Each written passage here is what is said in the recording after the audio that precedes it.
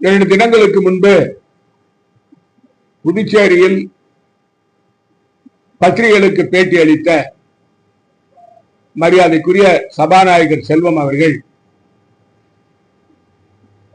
மரியாதைக்குரிய முதலமைச்சர் ரங்கசாமி அவர்கள் நித்தி ஆயோக் கூட்டத்திற்கு ஏன் போகவில்லை என்று அதற்கு விளக்கம் அளித்திருக்கிறார். அதில் 2 விளக்கங்கள். ஒன்று,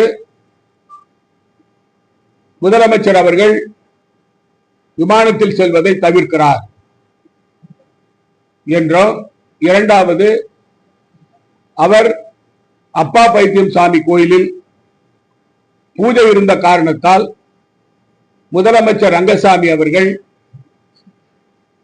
நித்தி ஆயோக் கூட்டத்தில் கலந்து கொள்ள செல்லவில்லை என்று கூறியிருக்கிறார்.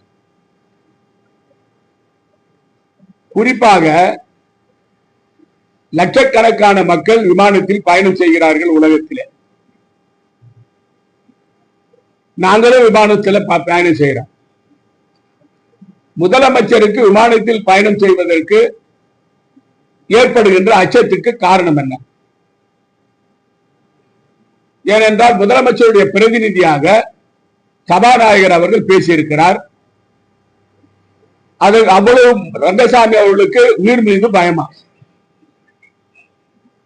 ஏற்கனவே நான் பார்த்திருக்கிறேன். கொரோனா சமயத்தில் மிகப்பெரிய தாக்குதல் இருந்த சமயத்தில் முதல் கட்டத்திலேயும் 2வது கட்டத்திலேயும் நாங்கள் வீடு வீடாக சென்று மக்களுக்கு நிவாரணம் வழங்குகிற சமயத்தில் ரங்கசாமி அவர்கள் வீட்டை விட்டு வெளியே வரவில்லை.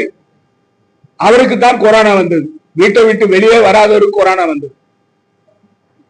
ஒரு முதலமைச்சர் அவர்கள் பிரதமர் கூட்டத்திலே கலந்து கொள்வதற்கு விமான சேவையில் செல்வதற்கு அவருக்கு பயம் என்றால் அவர் ரயிலில் சென்றிருக்கலாம்.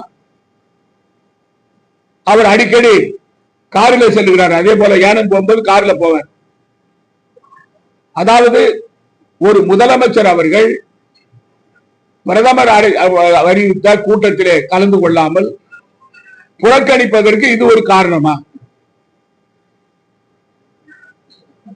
அவரு உயிர் மீது அவருக்கு பயமா? இதற்கு முதலமைச்சர் ரங்கசாமி அவர்கள் தான் விளக்கம் அளிக்க வேண்டும். ஏன் விமான சேவையை விமானத்தில் செல்வதை ரங்கசாமி அவர்கள் தவிர்க்கிறார்? இந்த நாட்டில் லட்சக்கணக்கான மக்கள் உலகம் முழுவதும் விமானத்தில் செல்லும் பொழுது ரங்கசாமி அவர்களுக்கு மட்டும் பயம் வருவதற்கு காரணம் என்ன? அது மட்டுமல்ல, திரு ரங்கசாமி அவர்கள் அப்பா பைத்தியம் சாமி கோயிலில் பூஜை இருந்த காரணத்தால் அவர் செல்லவில்லை என்று கூறுகிறார். சபாநாயகர் கூறுகிறார். அது ரங்கசாமி சொல்ல சபாநாயகர் கூறுகிறார்.